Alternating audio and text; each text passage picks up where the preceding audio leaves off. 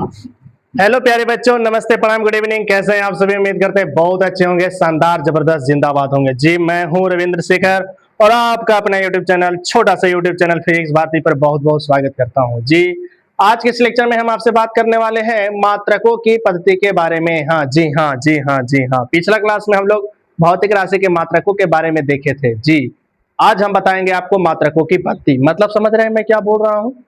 मैं मतलब ये कह रहा हूं कि अगर किसी भौतिक राशि की मात्रा ली जा रही है तो उसकी कोई एक सिस्टम होगा, ऐसे नहीं। जैसे हम इतना सारी बात करें, इससे पहले हम थोड़ा सा एक बात करना चाहते हैं। जैसे अगर हम कहें कि यह एक रेखा है और इसकी लंबाई माप के बताओ, है ना? इसकी लंबाई माप के क्या करो बताओ। तो कहोगे कि सर मेरे पास स्केल रहेगा और मैं इसकी लंबाई मान के चलो 2 मीटर माप करके आपको बताया, है ना? तो आपने क्या बोला? 2 मीटर। या एक और लड़का है, वो कहा हम सर सेंटीमीटर में बताएंगे, 200 सेंटीमीटर। ठीक है। एक और लड़का आया, इसको फीट में माप के बताया, है ना? कोई विद्यार्थी आया, इसको एमएम में माप के बताया, है ना? और पुराने जमाने के दादाजी आए तो वो कह रहा है कि हम सर इसको ऐसे मापेंगे, 1 बित्ता, 2, 3, 4, 5, या 5 नहीं हुआ, मान लो कि 4 हुआ तो इसके बाद अंगुल से मापेंगे। तो कई लोग जो है पुराने जमाने में, पहले के समय में बित्ता से चलता था, बित्ता, अंगुल, इसके अलावे हाथ से, एक हाथ, 2 हाथ, है कि नहीं? तो हाथ भी चलता था। फिर डेग, कदम, डेग जिसको हम लोग अपने भाषा में बोलते हैं, आप बोल लीजिए कदम, कितने कदम है। लेकिन जरा आप सोच करके बताइए कि अभी जो हम ये सारे मात्रक जो लिख करके बताए वो लंबाई का मात्रक है, क्या यह सही मात्रक है? मात्रक सही है, लेकिन क्या यह मतलब मापने के लिए ये जो पैमाना जो लेंगे हम, क्या सही है? सही है या नहीं है, इसको चाहिए कि एग्जाम्पल से देखते हैं। मान के चले कि यह एक खेत है, जमीन है ना? और ये आदमी है जो बेचना चाहता है, ठीक है? किसके पास? तो इसके पास। लंबा सा शरीर, लंबा चौड़ा आदमी है, इसके पास बेचना चाह रहा, कह रहा कि जमीन हम अपने से मापेंगे, सोच रहे हैं। और ये भी जमीन किसी न किसी से खरीदा था, अरे बेचारा कम हाइट का है, ये 5, मान लीजिए कि 4.5 फीट के है। समझ में आ रहा है? कितना फीट के है? 4.5 फीट के। अब क्या होगा कि ये जब कदम से इस खेत को जब मापेगा, तो अगर हम यह मान करके चले कि ये 200 कदम मापता है इधर और 100 कदम इधर मापता है। अब अगर हम कहेंगे इसके यहाँ बेच रहा है, अब ये जो पैसा दिया था, 1 मिनट, ये जो पैसा दिया होगा, इतना जमीन का दिया होगा पैसा, अपने हिसाब से 200 इंटू 100 करके जो भी उसका चार्ज लगा होगा। एक बात करें मोटा मोटी, खैर अब ये नहीं चलता है, लेकिन समझिए कि कदम जो है लंबाई का एक अच्छा मात्रक नहीं हो सकता है। लेकिन ये जब मापेगा तो ये मापेगा तो क्या परेशानी होगा कि इसका 200 कदम और इसका 150 कदम, इतना का डिफरेंस हो जाएगा, मान के चलो। मतलब लंबाई जो है ये कदम से अगर मापने के लिए रखा जाए तो इसका कदम और इसका कदम में क्या होगा? अंतर होगा। मतलब मैं ये कह रहा हूं कि लंबाई का पैमाना, लंबाई को मापने के लिए जो मानक माप हम ले रहे हैं, यानी कदम जो है, कदम एक अच्छा मात्रक नहीं है। किसका? तो लंबाई का। क्लियर हो रहा है मेरे प्यारे बच्चे? तो सर क्या करें? तो क्या करें? सिस्टम बनाया जाएगा, मात्रकों को सिस्टम बनाया जाएगा। तब सवाल यह है कि किसी भौतिक राशि के मात्रक कैसा होना चाहिए, उसकी कुछ विशेषताएं होनी चाहिए ना। यहाँ पर कि मात्रकों की विशेषताएं क्या होना चाहिए, हम मात्रक जो चुन रहे हैं उसकी क्या विशेषता होना चाहिए, चलिए उसको देख लेते हैं हम लोग। यहाँ पे सबसे पहले बोला गया है कि यह उपयुक्त आकार के होना चाहिए, उपयुक्त आकार के होना चाहिए, उपयुक्त आकार के होना चाहिए। कहने का मतलब है कि यहां पर हमारा गया शहर है और मुझे जाना है दुबई, सपोज दैट। तो गया से दुबई को के दूरी को बताने के लिए हम सेंटीमीटर का प्रयोग नहीं करेंगे। सेंटीमीटर का प्रयोग करेंगे तो ये एक बहुत बड़ा मतलब संख्या के रूप में इसे दर्शाना होगा। तो ये दूरी के मात्रक को दिखाने के लिए सेंटीमीटर एक अच्छा मात्रक नहीं है।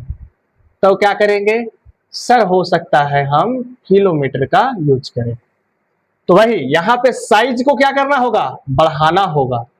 तो वही कह रहा कि यह उपयुक्त आकार के होना चाहिए। क्लियर है यहां तक प्यारे बच्चे? फिर कह रहा है यह सटीक रूप से परिभाषित होना चाहिए। यह सटीक रूप से परिभाषित होने का क्या अर्थ है?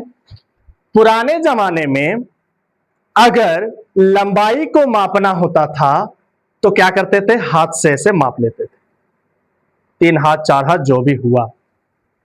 लेकिन क्या वह सही है? मान के चलो कि कोई लड़का या हम और आप कोई व्यापारी क्या करता है, एक कपड़ा खरीदता है। और कपड़ा कैसे खरीदा है, तो वो अपने हाथ से एक मेजरमेंट करके खरीदा। मान लो कि 10 हाथ खरीदा है और कहीं दूसरे जगह पे गया है और वहां पे लंबे लंबे लोग हैं, है ना, दम लंबे कद वाले लोग हैं। तो अब अगर उस कपड़ा को वहां वाले लोग जब मापेंगे तो इसका अगर 10 हाथ के बराबर हुआ था कपड़ा, तो वहां वाला का कोई जरूरी नहीं है कि 10 हाथ के क्या होगा, बराबर होगा, हो सकता है कम जाए। तो ऐसी स्थिति में जब यह कपड़ा बेचने जाएगा तो क्या हो जाएगा, इसको लॉस हो जाएगा। मतलब कह रहे हैं कि यह परिभाषा अगर हम दे कि नहीं मात्रक, लंबाई का मात्रक हाथ होना चाहिए, तो हाथ का एक सही डेफिनेशन नहीं है। तो वही कह रहा सटीक रूप से परिभाषित होना चाहिए, यानी कि हम एक ऐसे मात्रक का पता करें जो सटीक हो। समझ में आई बात? फिर कह रहा है जो आसानी से सुलभ होना चाहिए, मतलब आसानी से वहां पर अवेलेबल हो जाना चाहिए। आप इंडिया वर्ल्ड में कहीं भी चले जाइए, 1 मीटर स्केल लीजिएगा तो 1 मीटर स्केल आपको 1 मीटर आपको दुबई में भी मिल जाएगा, 1 मीटर वाला स्केल आपको अमेरिका में भी मिल जाएगा, आपको गया में भी मिल जाएगा, आपको दिल्ली में, मुंबई में, जहां भी आप खोजना चाहें मिल जाएगा। फिर कह रहा है जो आसानी से क्या हो, पुनरुत्पादित होने योग्य होना चाहिए, यानी कि इस इकाई की प्रतियां आसानी से उपलब्ध होना चाहिए। कहने का मतलब यह है कि अगर मान के चलो कि 1 मीटर जो देख लीजिएगा क्या हम कह रहे हैं, हाँ, जो अंतरराष्ट्रीय सम्मेलन के द्वारा जो मात्रा को डिसाइड किया जाता है, अगर हम यह मान के चले कि 1 मीटर जो स्केल बनाया गया था वो 1 मीटर स्केल सभी जगह पे क्या हो गया, खत्म हो गया, बर्बाद हो गया, तहस नहस हो गया। तो ऐसा होना चाहिए उस मात्रा की, यानी 1 मीटर की यह विशेषता होनी चाहिए कि हम फिर से 1 मीटर कितना होगा इसका वेल डिफाइंड, मैंने वेल डेफिनेशन, अच्छा सा डेफिनेशन इसको कर सकते। तो वही कह रहा है आसानी से पुनरुत्पादित, यानी आसानी से उसको फिर से बनाया जा सके। क्लियर हो रहा है यहां तक, कोई दिक्कत नहीं? फिर कह रहा है यह समय के साथ बदलना नहीं चाहिए। कहने का मतलब समझ रहे हैं, यह समय के साथ बदलना नहीं चाहिए। कहने का मतलब यह हुआ कि अगर हमने यहां से लेकर के यहां तक 1 मीटर मैंने माना, यह स्केल है, 1 मीटर का स्केल है, तो आज से 10 साल बाद भी इसकी लंबाई कितना मीटर होना चाहिए, इस स्केल का 1 मीटर होना चाहिए। 100 साल बाद भी कितना होना चाहिए, 1 मीटर होना चाहिए। तो वही कह रहा है समय के साथ बदलना नहीं चाहिए। समझ में आया कि नहीं? फिर कह रहा है बदलती भौतिक स्थितियों जैसे तापमान, दबाव आदि के साथ नहीं बदलना चाहिए। आपको पता होना चाहिए कि कोई वस्तु जब उसका तापमान बढ़ाया जाता है, मतलब कि उसका क्या करें, हम उसको उष्मा प्रदान करते हैं, तो कोई वस्तु उष्मा पाकर फैलने लगता है। तो कहा जाता है कि ऐसी मात्रक नहीं होनी चाहिए कि उस पर टेम्परेचर का इफेक्ट पड़े। हालांकि जब हम कोई भी स्केल जब खरीद के लाते हैं, या मतलब कि मार्केट में जो भी स्केल अवेलेबल है, या कोई और पैमाना की बात करें, मैं जनरली आपको स्केल से रिलेट कर, कोई 1 मीटर का स्केल है उसके बारे में बात कर रहा हूँ। तो एक्चुअली में क्या होता है कि जब हम किसी लंबाई को, किसी चीज की लंबाई को जब मेजरमेंट करते हैं, तब वो सटीक नहीं होता है। ठीक है, सटीक नहीं होता, उसमें कुछ ना कुछ करेक्शन होता है। तो कहने का मतलब है कि सही पैमाना नहीं होता है। तो खैर इसको बहुत बाद में पढ़ा जाएगा, त्रुटि के नाम से इसको पढ़ा जाएगा। ठीक है, 11th का ये टॉपिक है। तो यहां पर हम ये कह रहे हैं कि तापमान, उस मात्रक पे तापमान, दबाव, है ना, आदि का उस पर इफेक्ट नहीं पड़ना चाहिए, है ना, ऐसा मात्रक डिसाइड किया जाए। ठीक है, तो चलिए अब बढ़ते हैं आगे किया जाए। तो फिर यहां से बात यह है कि इतने सारे गुणों को ध्यान में रख करके मात्रक कौन डिसाइड करेगा, है ना। तो यहाँ पर हमने एक टॉपिक दिया, हु डिसाइड्स द यूनिट, कौन डिसाइड करता है।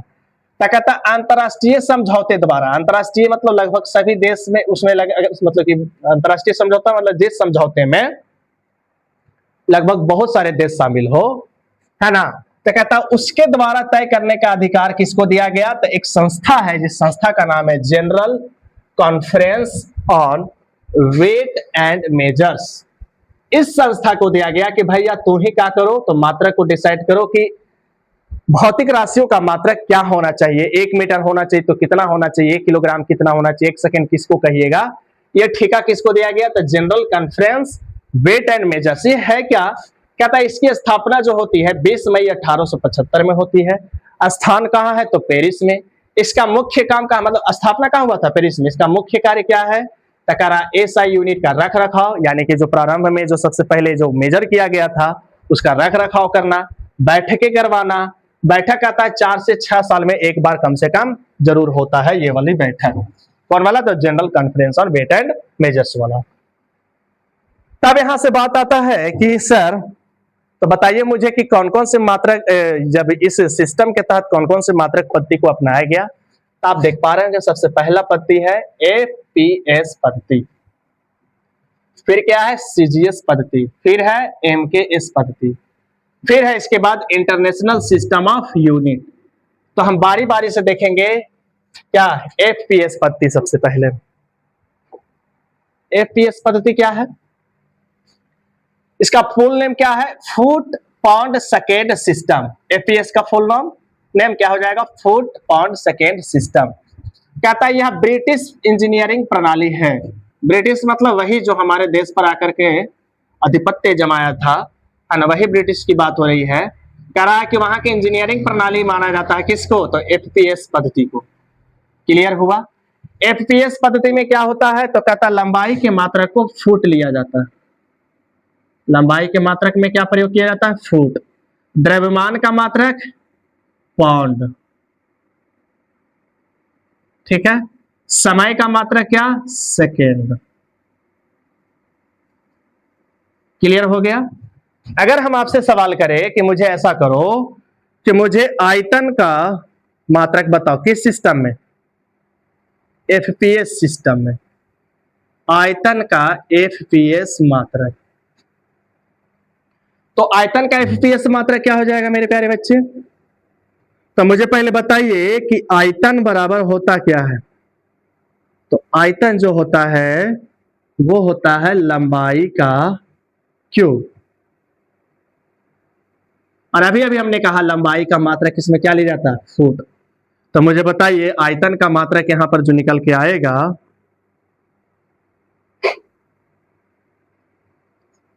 आयतन का जो मात्रक निकल के आएगा वो क्या आएगा, फुट। और यहां पावर कितना, 3। मतलब हम लोग यहां पे लिख सकते हैं फुट का क्यूब। क्लियर हो गया। इसी प्रकार से अगर आपसे सवाल करें कि मुझे बताइए क्षेत्रफल का एफपीएस सिस्टम में क्या होगा, तो हम आपको इतना बता देते हैं कि क्षेत्रफल जो है वो लंबाई का होल स्क्वायर होता है, यानी भुजा की लंबाई का होल स्क्वायर। तो आप मुझे बताइए कि क्षेत्रफल का एफपीएस पद्धति में मात्रक क्या होना चाहिए। इसके अलावे अगर हम आपसे बोले कि चाल का बताओ, तो अगर थोड़ा सा भी पता है तो चाल बराबर फॉर्मूला होता है दूरी बटा समय। तो इसका जब मात्रक डिसाइड किया जाएगा एफपीएस मात्रक, तो दूरी का यानी कि लंबाई, दूरी यानी क्या, लंबाई, तो लंबाई का क्या होता है फुट, और समय का क्या, सेकेंड। मतलब फुट प्रति सेकेंड। समझ में आ रहा है। तो ये रहा है आपका एफपीएस मात्रक पद्धति। इसके तहत लंबाई के मात्रक को फुट, द्रव्यमान के मात्रक को पाउंड और समय का मात्रक सेकेंड यूज किया जाता है। क्लियर हो गया मेरे प्यारे बच्चों, आगे बढ़ेगा। चलो नेक्स्ट। अब यहां पर देख लीजिए, अगला है एमकेएस सिस्टम। सीजीएस सिस्टम नहीं लिए थे क्या,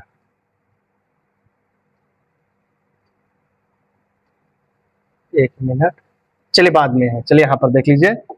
हाँ, तो अब कौन सा पद्धति है, एमकेएस पद्धति। एमकेएस पद्धति में क्या है, इसका पूरा नाम मीटर किलोग्राम सेकेंड सिस्टम है ना। क्या हो जाएगा? Metre kilogram second system. इस पद्धति के तहत लंबाई का जो मात्रक लिया जाता है, लंबाई का जो मात्रक लिया जाता है मीटर, फुल नेम से ही समझ जाइए। द्रव्यमान का जो मात्रक लिया जाता है किलोग्राम, समय का मात्रक सेकेंड, मीटर का सिंबल एम, किलोग्राम का केजी और सेकेंड का एस।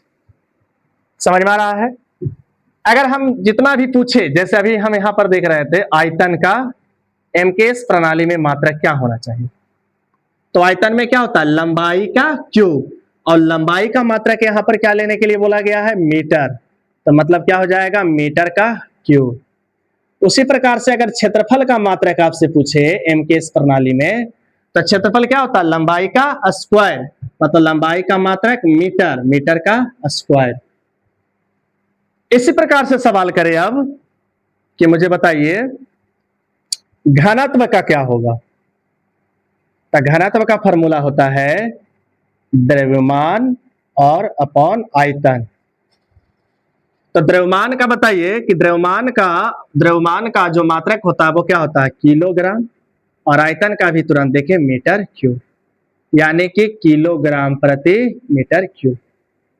ठीक है, इस प्रकार से मुझे कमेंट में बताइए कि चाल का एमकेएस प्रणाली में मात्रक क्या होगा। क्लियर हुआ? कहता है यहां पे, इसको बाद में देखेंगे, थोड़ा सा स्लाइड ऊपर नीचे हो गया मेरे प्यारे बच्चे। देखिए यहां पे सीजीएस सिस्टम है ना, इसको पहले थोड़ा सा जानना था लेकिन कोई नहीं, कोई बात नहीं। इसका पूरा नाम क्या हो जाएगा? सेंटीमीटर, सी से सेंटीमीटर, जिससे ग्राम और एस से सेकेंड, तो सेंटीमीटर ग्राम सेकेंड सिस्टम। मतलब इसका क्या है? कह रहा है, एक चीज और जान लीजिए, कह रहा है कि यह गॉसी प्रणाली है। गॉस के समय की बात हो रही है। गॉस साहब आप सुनेंगे, गॉस थ्योरम नाम सुने हैं? नहीं सुने हैं तो कोई बात नहीं, ठीक है। तो कह रहा है गॉसी प्रणाली इसको कहा जाता है, गॉसी जाने माने वैज्ञानिक माने जाते हैं। तो उस प्रणाली के तहत कहा जाता है कि लंबाई का जो मात्रक लिया जाएगा सेंटीमीटर लिया जाएगा। क्या लिया जाएगा मेरे प्यारे बच्चों? सेंटीमीटर। द्रव्यमान का जो मात्रक लिया जाएगा वो है ग्राम, है ना, सेंटीमीटर ग्राम। समय का जो मात्रक लिया जाएगा सेकेंड, ठीक है, सिंबल सीएम, सिंबल जी और सिंबल एस। ठीक है, यह प्रणाली है जो काफी छोटा होता है। इसमें मात्रक का जो माप होता है, मात्रा का जो माप होता है वो क्या होता है? बिल्कुल छोटा होता है। क्लियर हुआ? तो इस प्रणाली के तहत अगर हम आपसे सवाल करें कि मुझे बताइए कि दूरी का मात्रक क्या होगा, तो दूरी एक प्रकार के क्या है? आप ही से पूछ रहा है, दूरी क्या है? एक प्रकार का लंबाई है। तो लंबाई का मात्रक क्या लेते हैं? सेंटीमीटर।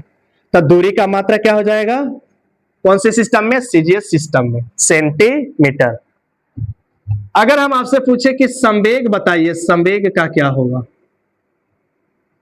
तो संवेग का जो फॉर्मूला होता है वो होता है द्रव्यमान और गुणे में वेग। तो संवेग का जो सीजीएस मात्रक निकल के आएगा वो क्या आएगा? द्रव्यमान, यानी कि क्या यहां होना चाहिए था? द्रव्यमान का मात्रक देख लीजिए, द्रव्यमान का मात्रक बोला है ग्राम लीजिए, तो मैंने ग्राम, और वेग का सेंटीमीटर प्रति सेकेंड हो जाएगा। वेग क्या है? चाल। चाल क्या है? दूरी बटा समय। तो दूरी क्या होता है? दूरी का सीजीएस पद्धति में मात्रक क्या लेते हैं? सेंटीमीटर और बटा समय, तो प्रति सेकेंड। समझ में आई बात? तो सीजीएस पद्धति के तहत संवेग का जो मात्रक देखने के लिए मिला वो क्या मिला? ग्राम सेंटीमीटर प्रति सेकेंड। क्लियर यहां तक? थोड़ा सा भी यहां पर विचार करिए। कह रहा है कि अगर हम एमकेएस प्रणाली के तहत इसको हम कंपैरिजन करें तो आपको पता होना चाहिए 1 किलोग्राम, किलो का मतलब यहां होता है 10 के पावर 3, है ना, तो 10 के पावर 3, यानी कि अगर हम एम के एस सिस्टम की बात करें और सीजीएस सिस्टम की बात करें तो इन दोनों के संबंधों के बीच यहाँ पे बातें हो रही है ना। तो किलोग्राम अगर कन्वर्ट करना रहे तो ये हो जाएगा। अगर कहे कि नहीं मात्रक लंबाई का मीटर है और इसको क्या करें हम सेंटीमीटर में बदलिए तो यहाँ पर हो जाएगा 10 के पावर 2 सेंटीमीटर, है ना। फिर इसके बाद सेकेंड, तो भैया सेकेंड 1 सेकेंड, इसमें भी एमकेएस में भी सेकेंड और सीजीएस में भी सेकेंड। अब यहां पर थोड़ा सा विचार करने योग्य है, एमकेएस और सीजीएस में एक विशेष प्रकार का संबंध है और यहां पर देख पा रहे होंगे कि इसमें जो गुणज देखने के लिए मिल रहा है वो 10 के घात के रूप में मिल रहा है। किसके रूप में मिल रहा है? 10 के घात के रूप में।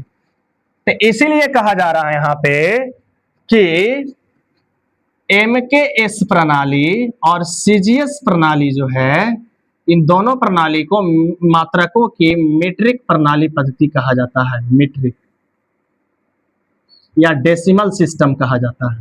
क्लियर हुआ? यही बात यहां पर लिखा हुआ था, कहा गया यहां।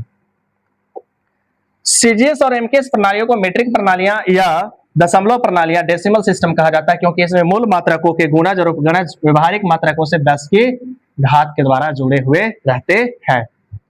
यहां पर अब एक सवाल है, अगर हम आपसे सवाल ये करें कि अगर चाल है दिया हुआ कितना, तो 10 मीटर प्रति 10 नहीं लेते हैं, 8 मीटर प्रति सेकेंड लेते हैं।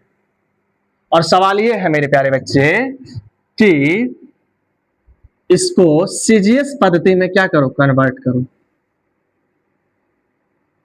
सीजीएस पद्धति में क्या करो, कन्वर्ट करो। तो कितना हो जाएगा चाल, अगर सीजीएस पद्धति में कन्वर्ट करें चाल को 8 मीटर पर सेकेंड को, तो अभी तुरंत बोले कि 1 मीटर में कितना सेंटीमीटर, 100 सेंटीमीटर माने 10 के पावर 2। तो मीटर से क्या हो गया, सेंटीमीटर और प्रति सेकेंड। क्लियर हो गया? तो बहुत ही आसानी से हम लोग क्या कर सकते हैं, तो एसआई पद्धति सॉरी एमकेएस पद्धति से सीजीएस पद्धति में बदल सकते हैं। उल्टा अगर सवाल करें कि नहीं चाल जो है 40 सेंटीमीटर प्रति सेकेंड है, तो इसको क्या किया जाए, तो इसको इधर दे दिए हैं किस पद्धति में, तो सीजीएस पद्धति में। इसको चेंज करना है एमकेएस पद्धति। तो कितना हो जाएगा, तो 40 को हम लोग लिख सकते हैं कितना, 4 गुणे 10। 40 को पहले लिखें, फिर उसके बाद सी का मतलब 10 के पावर -2 मीटर प्रति सेकेंड में कन्वर्ट हो जाएगा। तो ये दोनों के क्रिया से क्या हो जाएगा, 4 गुणे 10 के पावर 1 मीटर, क्या कर रहे हैं 10 के पावर -1 हो जाएगा, है ना, 1 -2, ठीक है। तो इतना मीटर प्रति सेकेंड। तो सवाल कई बार पूछा जा सकता है, अगर आपसे सवाल करे कि मात्रक जो है सीजीएस पद्धति में है और इसको कन्वर्ट करो किस में, एमकेएस पद्धति में, तो क्या कुछ नहीं है, बस खाली इतना ध्यान रखना है कि अगर 1 सेंटीमीटर है तो सेंटी का मतलब 10 के पावर -2 मीटर। अगर 1 ग्राम है तो 1 ग्राम मतलब 10 के पावर -3 kg, और सेकेंड तो सेकेंड है, बस इतना ध्यान रखना। क्लियर हो गया? फिर एमकेएस प्रणाली से रिलेट करके बोला जाता है कि इसमें बाद में एक और मात्रक खोज होता है, वो है विद्युत धारा का मात्रक। तो कहा कई बार होता है कि विद्युत धारा को आधारी राशि माना जाता है और कई बार होता है जो विद्युत धारा को आधारी राशि नहीं मान करके आवेश को आधारी राशि माना जाता है। तो अगर एमकेएस में विद्युत धारा को शामिल किया जाए, विद्युत धारा के मात्रक को शामिल किया जाए, तो मात्रक प्रणाली जो बनता है एमकेएस प्लस में एम्पियर, तो बन जाएगा एमकेएसए प्रणाली। लेकिन कहे कि नहीं विद्युत धारा को हम मैंने कई मामलों में क्या किया जाता है कि विद्युत धारा को आधारी राशि नहीं मान करके आवेश को माना जाता है, तब जो सिस्टम बनता है एमकेएसक्यू, है ना। इसमें आवेश का जो मात्रक लिया जाता है वो क्या लिया जाता है, कूलॉम। तो यहां पर आ जाइए, कहां पर, एमकेएस प्रणाली, है ना, एमकेएस प्रणाली। तो इसमें 2 बातें, अगर इसमें हम क्या करें, विद्युत धारा के मात्रक को ऐड कर दें और या तो फिर हम आवेश के मात्रा को ऐड कर दें, है ना। तो अगर विद्युत धारा को ऐड करेंगे तो प्रणाली कहलाएगा एमकेएस प्रणाली, और अगर आवेश को शामिल करेंगे तो प्रणाली कहलाएगा एमकेएसक्यू प्रणाली। एमकेएस प्रणाली में क्या होता है, तो विद्युत लंबाई द्रव्यमान का मात्रक, एक मिनट, लंबाई का मात्रक मीटर, द्रव्यमान का मात्रक किलोग्राम और समय का मात्रक सेकेंड और विद्युत धारा का मात्रक एम्पियर। उसी प्रकार से अगर हम कहें कि एमकेएसक्यू प्रणाली में तो तीनों चीज सेम होगा, खाली बस यहाँ पर आवेश शामिल है और आवेश का मात्रक यहाँ पर कूलॉम नहीं लिया जाता है, क्यों नहीं, कूलॉम यहाँ पर यूज किया जाएगा, कूलॉम। कितना बातें क्लियर हुआ, ठीक है। कैसा लगा ये वाला लेक्चर, है ना, अच्छा लगा, क्या हम आपको समझा पाए। तो मिलते हैं अगले वीडियो लेक्चर में, तब तक के लिए ओके, टाटा, बाय।